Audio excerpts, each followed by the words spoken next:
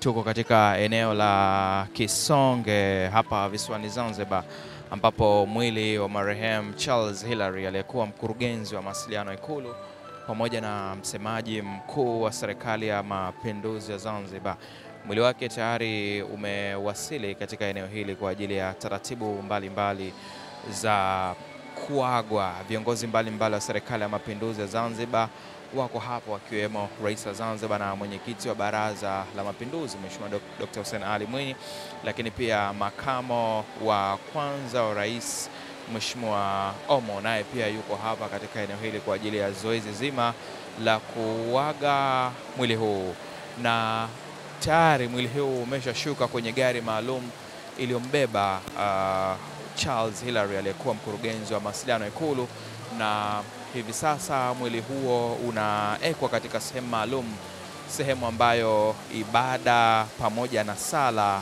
ya kumwombea itafanyika hapa mbele ya viongozi wakuu wa serikali ya mapinduzi ya Zanzibar. Ikumbukwa kwamba katika sehemu hii viongozi wengi wapo, wawakilishi wengi wapo.